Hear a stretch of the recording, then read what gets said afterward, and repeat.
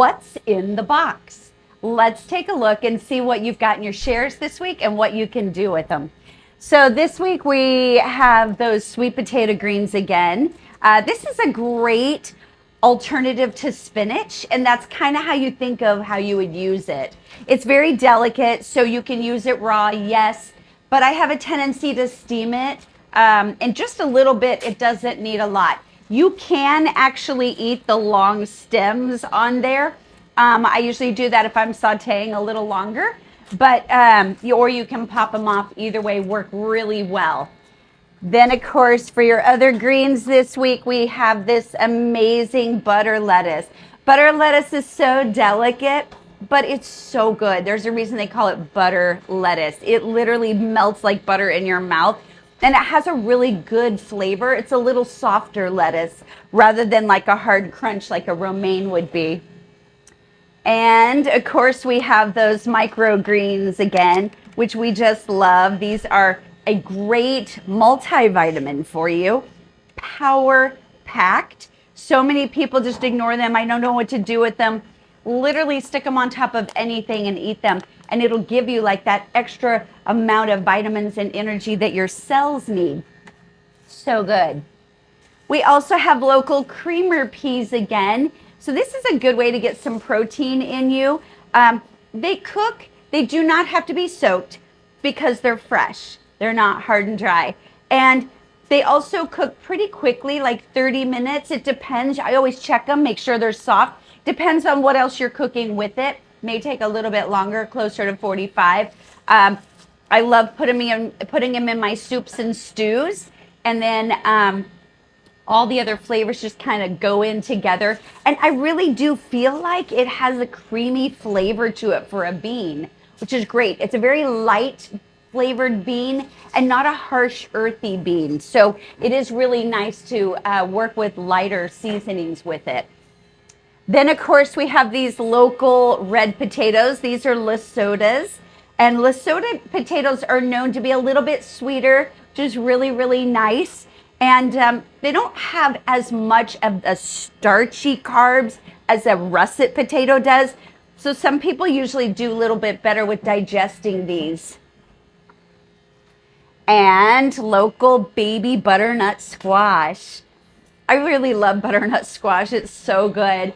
Sometimes when they're little like this, what I like to do is I'll cut them in half, and I just scoop out the middle, steam it. It doesn't take very long. You could steam them when they're small, or you can roast them in the oven. You know when they're done, when you poke on the outside and it's soft, that's how you know it's done. And then I just scrape off the outside and I have the entire inside. And this is what we're using then for to put on top of my salads, or maybe just make a little side dish with. But when it's a small amount, it's a really good pop for a salad. I love that.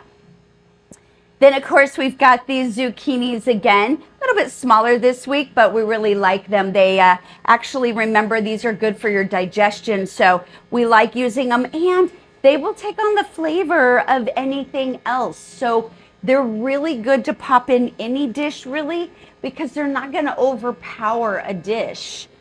Very helpful. And jumbo avocados. So good for the brain, the good fats that the body needs, the joints needs, and that our health needs, and our cells. So just remember that little trick. If you cut it open, you're not using the whole thing. I like to keep the pit, put it back in, and kind of put it back in the fridge together with the peel around it. Keeps it from oxidizing quite as much. It's the same thing that you do when you make guacamole, is I'll take that pit and put it in the guacamole. You can see it, but it won't oxidize quite as fast. These right now are really hard, so if you want to ripen them, I usually just grab like either an apple or an onion, put them in a brown paper bag together, sit them on the counter, give it a day or two, and they'll be way more ripe. And of course, these awesome yellow onions, so good.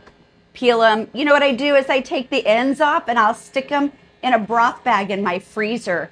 And then when my broth bag is full with all my ends and tops, I make broth out of it. It's free, it doesn't cost you anything, and it comes from the scraps. You can put the peel of your potato or the skin from your butternut squash in there, You can put the ends of your zucchini in there. You can even put the ends of your carrots. So local carrots, you know, a lot of people don't know the original carrot was actually a white yellow carrot like this. These are heirloom, and they weren't super sweet. They were more earthy because that's actually where the nutrients come from for your body. Then there was a king centuries ago who wanted sweeter carrots, and he wanted them orange. So the hybridization started happening, and the carrot that you think of today that's orange has actually been hybridized to be sweeter and not the original. This is closer to the original. Definitely use it more savory like because it's a little earthier. You can tell they're local carrots that way. Also, local gorgeous eggplant. These are beautiful. So this happens to be the globe or Italian type of eggplant. They're really good for, I love making them like bread. So I will slice them and I will put olive oil, little bit of garlic and onion with it. And I kind of saute them or bake them. And then you have basically like a bread that you can put anything on. You can do it just like on top or make a full sandwich out of it. It's so good. Yes, of course, you can make eggplant parmesan with it. There's just a lot you can do. These are actually really good for your heart, good for lowering cholesterol, kind of helps with weight management, but also good for the brain, the cells in the brain. A lot of people didn't realize that. And then, of course, if you got a large share, you have these awesome portobellos. Just remember, you want to take the gills out, the inside, scoop them out before you bake them or cook with them. Actually, I use these. These make great buns. I used them when I was on Guys Grocery Games Food Network. I used this for my buns for my burger because we weren't allowed buns. So I scraped it off. I just got olive oil, little bit of sea salt, took 2 of them. I popped them in the oven and baked them for 20 minutes. The perfect bun that adds so much protein to whatever it is that you're eating in there and so filling.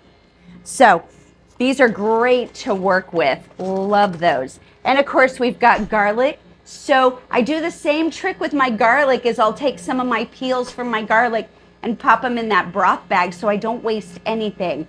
And of course, fresh garlic has such a better taste than the stuff that you'll get in those dishes or already pre-cut, pre-minced. Roma tomatoes.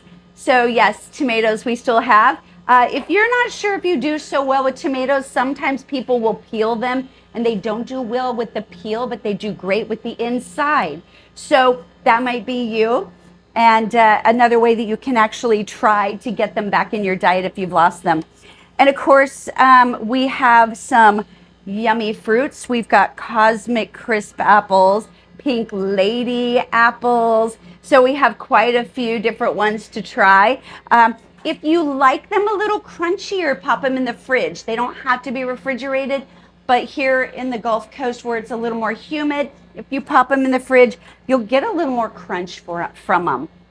Then of course we have D'Anjou pears, and those are super yummy. Little different flavor than the Bartlett's. The Bartlett's are a little sweeter. These can be a little spiced up a little more, which I love doing that with. And that's kind of fun to add cardamom and different types of cinnamon.